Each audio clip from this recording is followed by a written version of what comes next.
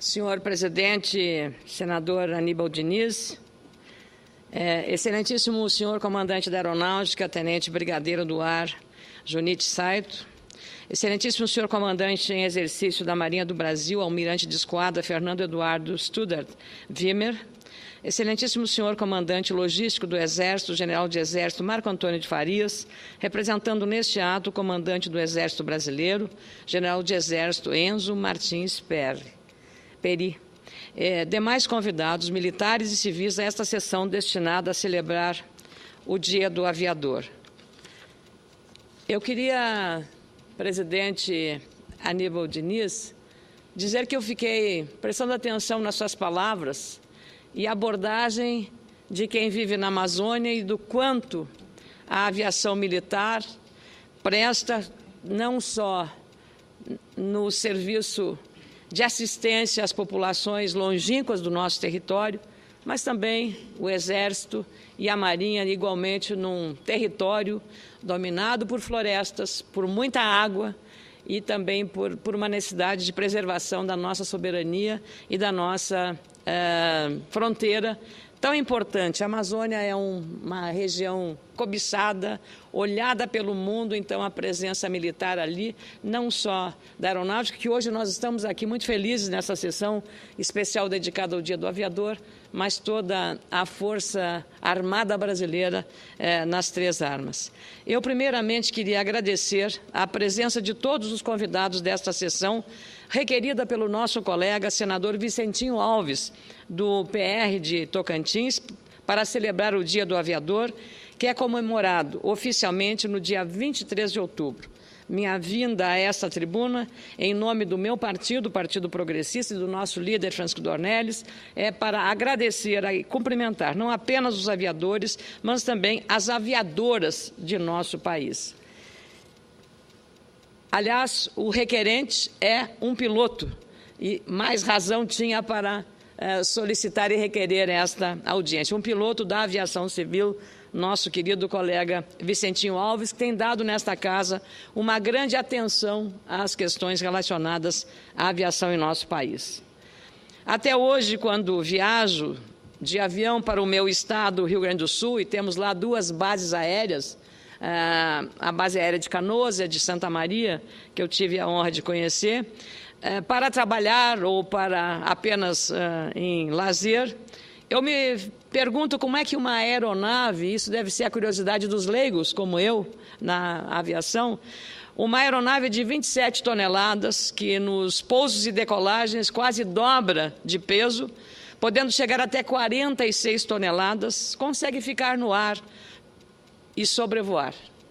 Já faz mais de 100 anos que o grande desbravador brasileiro da aviação, o aeronauta, o esportista, o inventor, Alberto Santos Dumont, já referido aqui pelo senador Aníbal, fez o primeiro voo a bordo do famoso 14 bis nos céus da encantadora Paris, no exato dia 23 de outubro de 1906. E ainda hoje me impressiono com a grandeza dessa invenção, ferramenta principal de trabalho e de inspiração, não só dos aviadores, mas também dos poetas.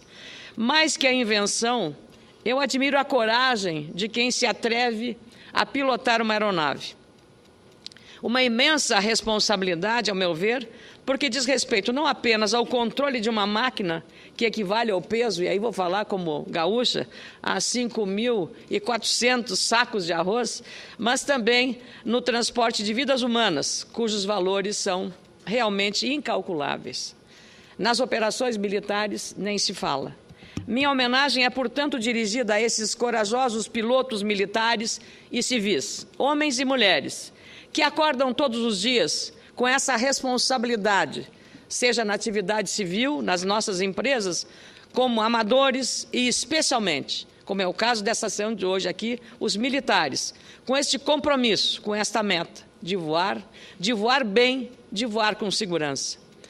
Ada Rogato, a primeira mulher a obter a licença de piloto, de planador e de paraquedista no país, em 1941, e a terceira mulher a tirar o brevet em avião, uma espécie de habilitação de motorista para aviadores, também está nesse grupo.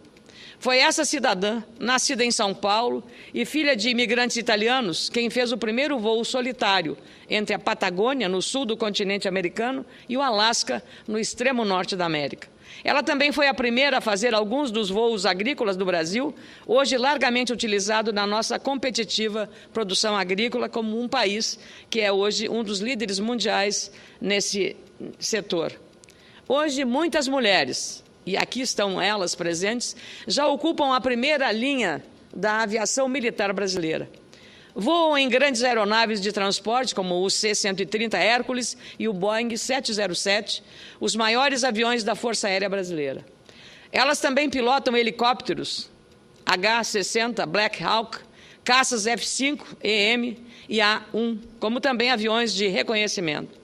São mulheres que, desde a década de 80, continuam a vestir as fardas azuis da Força Aérea Brasileira e foram deixando importantes serviços de digitação, programação, enfermagem ou mesmo no escritório para se dedicar à aviação. E, no futuro, essas mesmas mulheres estarão concorrendo às vagas de oficiais generais.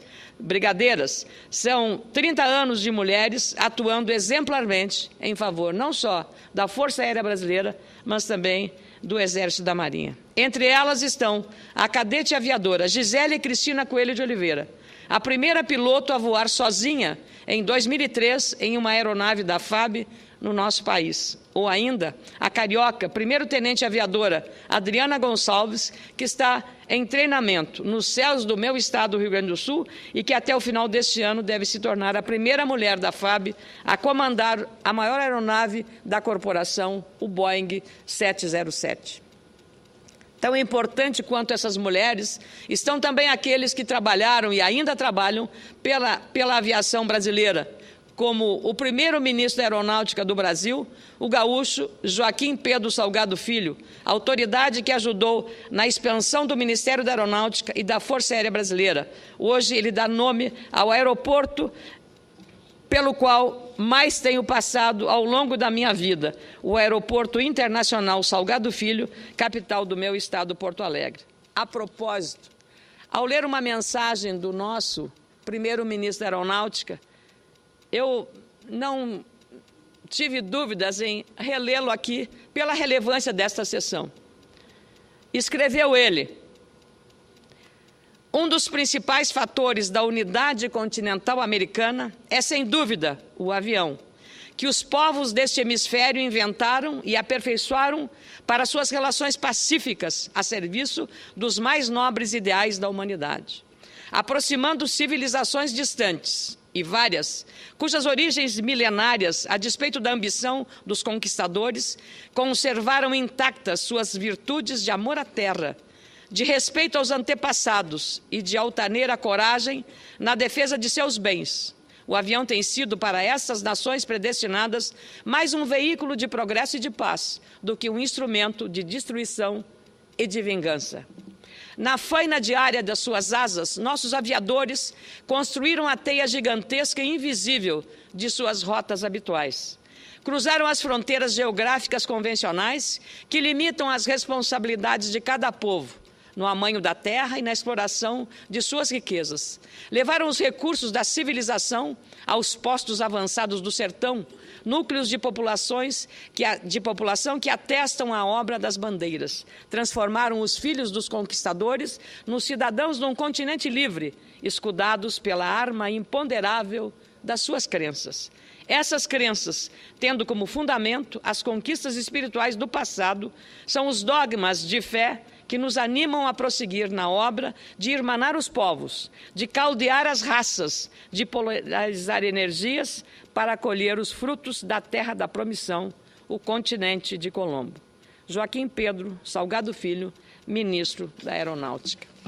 Esses heróis incluem também, não só o nosso primeiro-ministro da Aeronáutica, anônimos que dedicaram sua vida à aviação e por quem tenho trabalhado antes mesmo do meu mandato como senadora, queria fazer uma referência e peço licença aos militares para abordar aqui o caso dos funcionários, dos aviadores, dos comandantes, dos pilotos, participaram da aviação civil do Fundo Aeros, aquele fundo de previdência das falidas companhias aéreas Transbrasil e Varig.